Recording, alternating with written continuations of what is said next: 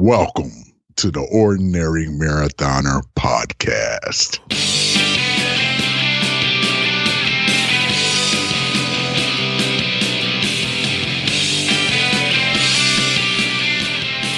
Good morning and welcome to the Ordinary Daily version of the Ordinary Marathoner podcast. My name is Scott. I'll be your host today. It is about 10 o'clock. It's a little bit of a late start for us today. Definitely got a late start today. I had to drive my mother-in-law to the bus, had to drive Ellie to daycare. Sammy was here overnight and she's got no more school, so we have to deal with that. She just went with her mom. So a bit of a busy morning here for us. A little bit of a busy morning. A little hangover from Father's Day. Figuratively and perhaps a little literally. So we're dealing with that too. Let me see. Ascension Multisport Garmin giveaway. Let's talk about that really quickly. Sign up for early registration for the 2020 Ordinary Marathon. Ordinary Marathon supports the SAM Fund. We're going to be supporting the SAM Fund again next year. I'm trying to really improve this experience for everybody going forward. I've just secured the website ordinarymarathon.com, which I had before, but it was redirecting. Now I'm building it out. So if you actually go to you want to have a laugh, go to ordinarymarathon.com. Take a look at the condition it's in. It's a disaster. There is a link though to register for the 2020 Ordinary Marathon. That link works. So if you head on over to the Forever Home Running page via that link on ordinarymarathon.com, you can register for 2020's race. You'll be eligible for the Garmin giveaway from Ascension Multisport. Ascension Multisport has donated a Garmin Vivo Active 3. It is a beautiful watch, a great watch. I know a lot of you guys out there you need a watch, you need a replacement. One lucky winner is going to get that. We're going to raffle that off on June 23rd. So, that is race day for me also, I think, June 23rd. It's this Sunday. So, register for the race. If you were going to register next year anyway, I know it shows a lot of trust in us, and trust me, I don't take that lightly. We've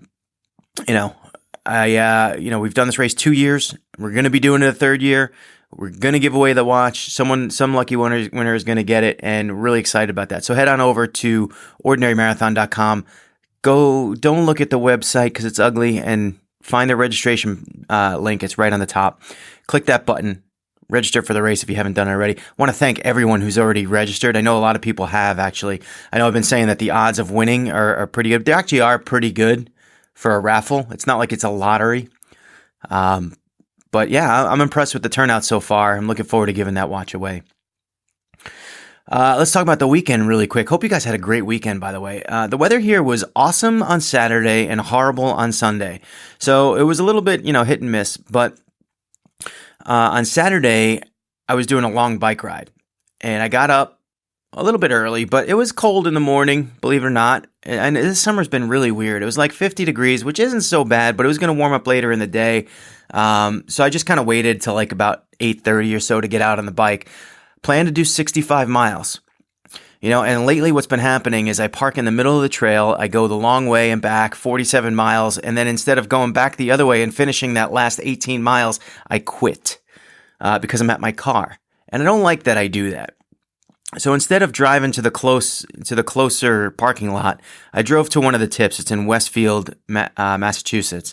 So I drove to, it's a Stop and Shop. You got to park the car. I have my new bike rack. Thank you, Stephanie. It was my Father's Day gift. And I got to tell you, it makes things so much easier than throwing like a dirty bike from a ride into the back of your car and having to move baby seats and all that stuff. It's just, the bike rack is the way to go, folks. Anyway, so I got to Westfield. I rode all the way to Plainville. I don't know if it's Plainview. I think it's Plainville. I always say Plainview. I think there's a Plainview, New York that I used to live near.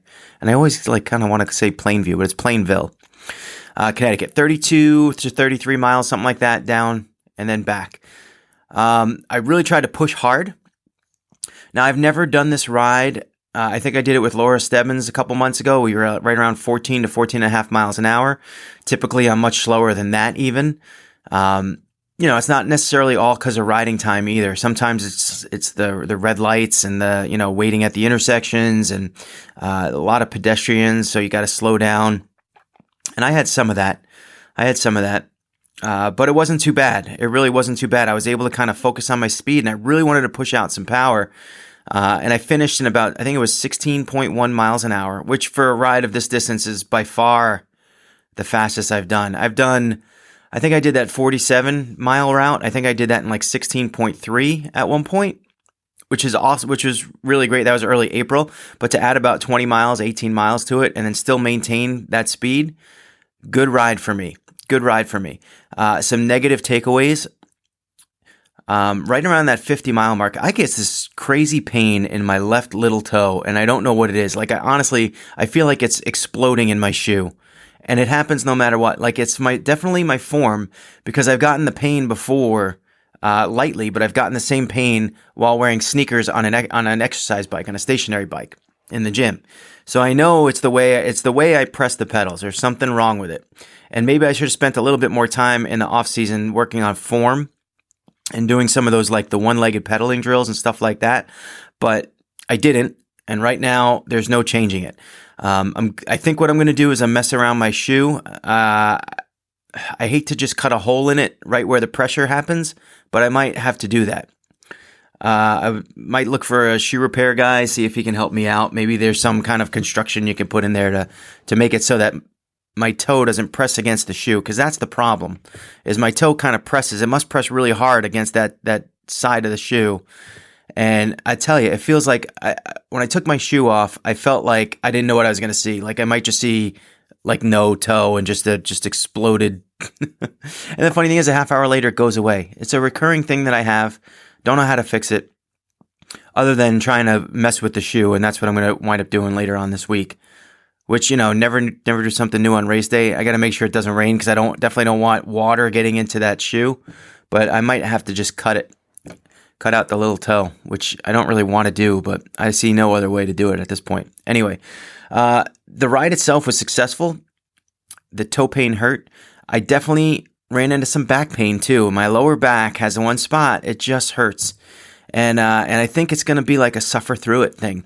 Now, with the half Ironman, granted, we're going to be in hills, in the mountains, so it's not, it's definitely different. I think I had 1,000 feet of elevation on this ride, which isn't zero, right? It's not zero. So there are hills. It's not Lake Placid. It's not Mont Tremblant. It's completely, that was like more subtle. What do you think, Christian? That was like more subtle, that one. It just kind of came out that way. Anyway,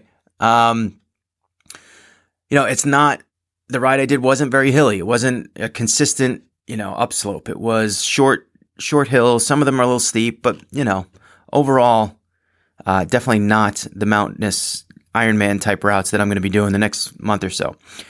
So I don't know how the back is going to react to that. We're going to have to deal with that when we're out there. We'll see. My hope is that this was 65 miles, and obviously the 70.3 comes in at the ride is 56 miles. So, yeah, I actually rode further. I overtrained for my race this weekend. So the thing is, I'm going to have to get off the bike at that point in time and then run a half marathon. I wasn't feeling that on Saturday. I wasn't feeling that I was in good shape to kind of get off the bike and just start running. Now, experience tells me that oftentimes what happens is you just get moving. Just, get out of the bike shoes, put those running sneakers on, just go. Just move. Whether you're walking, whether you're running, just make progress towards the finish line. And I think eventually what happens is all that bike pain kind of starts working its way out, and you kind of get a little bit regenerated, and the running starts happening on its own at whatever point it does. That's been my experience, and that's what I'm going with. So I'm anxious for Sunday. Again, I'm trying to treat it as a training run, a training ride, a training try, whatever you want to call it, just a training vehicle for Lake Placid. It's going to be a nice little meter to see where I am, how I'm feeling when I'm done, and we'll see from there. As far as the training week went, Sunday was Father's Day, and I was supposed to run, and I just didn't. It was a crappy day outside. I probably could have ran outside anyway. It was like a light rain most of the day. There was spots of heavy rain, but still, I could have ran. Stephanie booked me a massage at 3 o'clock in the afternoon, which is kind of like smack dab in the middle of the day, which was nice. And, it's good to kind of work out some of that soreness in the back after doing that long ride. So it was kind of a good, I don't know, I think it was a productive it was a productive thing to do. If I'm ever going to get that done, I don't get a lot of massages. I don't know about you guys, but I don't do it often. And I think kind of doing it in and around competition is probably a good way to do it. Just a good way to do it. So, get rid of some of the knots in my back. I had her work on the little spot in my back that hurts all the time. And we'll see. Hopefully that kind of helps a little bit. I don't know. I don't know how that's going to be. But I wound up not running yesterday, which was really not smart. And again, sometimes it's just, the day kind of went by, and then it was dinner time when I got home, and we ordered dinner, and we ordered like a nice meal. And at that point, once dinner was there, then there was no running. Then running went out the window. We opened a bottle of wine. We had a nice time. We actually went out Saturday night too. So Saturday was actually a fun. So we had Steph's mom in for the weekend to watch Ellie, and she's like, "You guys got to go out Saturday night before Father's Day. Go out. I'll watch the baby. We got to take advantage of those when you can, right?" So we went out, had a couple beers, came home, and she's like, "Why are you guys home? It's like 9:00. Like, go back out." And we're like, I don't know. She's like, "No, go back out. I'm watching the baby." So we're like, all right. So we went to the casino and just walked in the casino. The only open, like all the blackjack tables were full, and there was a spot on a craps table. I'm like, let's just play some craps. Whatever. We'll drop $100 and then go home. Maybe grab a drink and go home. So we started playing, and the dice got hot, and it was nice. It was, we won a couple $100 and went and had a drink, way too expensive drink at the nightclub, and then we went home. And so, and actually, you can look forward to that cash being spent in next year's Ordinary Marathon. That's what we did with it. It's like our budgeting. We're like, all right, we got to make sure that this money goes to productive means. So Ordinary Marathon. So we pushed it over to that entity. A little investment for you guys. That's what we do. Anyway, so, it was like being out late on Saturday and then waking up and just kind of not wanting to do anything, and getting a massage, coming home, eating dinner, opening another bottle of wine. And then we're kind of, and again, that's your personal choice, right? Maybe not the best choice for me yesterday, but it was Father's Day. I'm going to give myself a pass. And I'm going to say that the massage was productive. Even though it wasn't an exercise per se. I don't know that, training, the only thing that a training run was going to do for me yesterday, it was going to give me a little confidence, I think, just a little confidence. Doing 10 miles. I've done a couple good runs the last few weeks, so I'm not really it's not like I need the confidence. I just, it would have just been a nice consistent training cycle for me to get 2 things done on the weekend. But, is what it is. It's Father's Day. I had a great day. They really gave me a great Father's Day. I got to say, best Father's Day ever. So thanks to Stephanie, thanks to her mom, thanks to Sam, and it was just a great day. So now we kind of look forward to the rest of the week. And, it's always interesting trying to put together a training program on race week because, especially with me this week, because I'm not, like I said, I'm treating this race as a training vehicle. So therefore, I don't want to take it too easy on tapering week. Typically, this would be a tapering week, and you'd take it really easy. I don't want to take it too easy. So I'm going to keep my lifting schedule together. Monday and Thursday are going to be lifting days, upper body. And we're not doing, we've kind of stripped out lower body lifting for the next month or so. We're going to keep yoga in there Tuesday, Wednesday. That's it, Tuesday and Wednesday. That stays in there. Now, what we're going to try to do is we're going to try to do a couple runs earlier this week. So I'm going to run today, just nice and light, maybe 6 or 7 miles. That's kind of the plan. I don't know about the distance. I don't know. We'll see. We'll see how that works out. But and the idea there is don't worry about pace. Just go nice and slow. Get some miles in. Feel good about yourself. I'm not doing the full 10 miles that I was going to do over the weekend. I'm not trying to make that up. I want to do a little bit less, sort of like a little bit more than I would do in a normal, like hard training run, but a little bit less than what I would do in a real long run. And again, the running portion of this race is 13.1. It's not a full marathon. It's 13.1. I feel pretty confident about that distance. I'm not too worried about it. We've done that distance at least twice in the last month. So granted, it wasn't after a bike ride, but still, I'm feeling okay about the whole thing.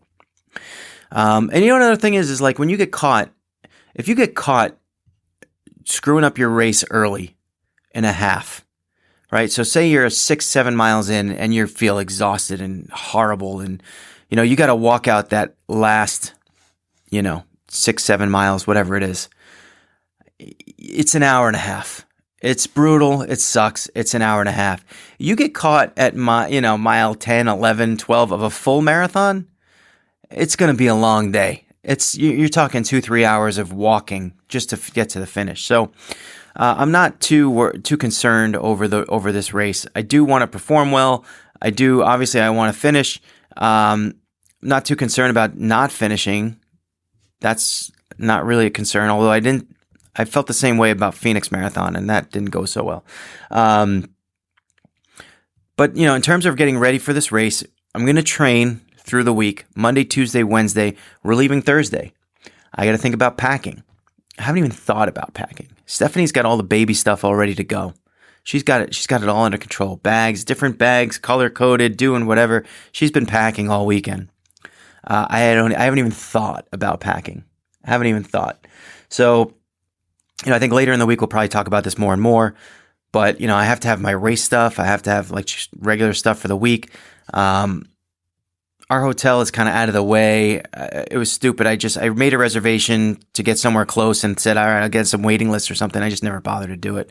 Lazy. So we're about 8 miles away from town, which kind of sucks. But I think it'll work out. We'll see. Well, I think we'll get used to the area on Thursday, Friday, Saturday, and the race is Sunday. We'll have it down by then. We're going to be all set. We'll talk about packing though later in the week. I don't think it's like a necessary topic to discuss today. Although I do got to start making lists and all stuff like that. I don't know. Talked about training. I think I got nothing left for today. We just been, we've been busy around here. We're busy for the podcast. I got the week after the race now. I have a coaching certification class in Arizona, so I'm going to be out there. Hey, if anyone's out in Arizona, want to meet me for a run, that'd be cool. Obviously, I'll be in class all day, but I got to do something at night. So if you want to meet me for a run out there, let me know. I know we got people out in Arizona. What else? I'm working on websites. I'm working on a newsletter for you guys. That's coming out soon. And that's about it. I mean, I'm so overwhelmed with stuff. It's just like you just got to attack it one piece at a time, right? That's just the way it is. I have 9 things I need to do. We're just going to start going down the list one by one. Check. We'll figure it all out. And, call it quits for today. Hope you guys get your training stuff in. Hope you guys have a good week. It's Monday. Don't kill yourself on Monday. I know how Mondays are. Mondays suck. I know how they are. But find yourself. Find your plans for the week. Get it done. Remember, every day is an ordinary day unless you make it extraordinary. So get after it, guys.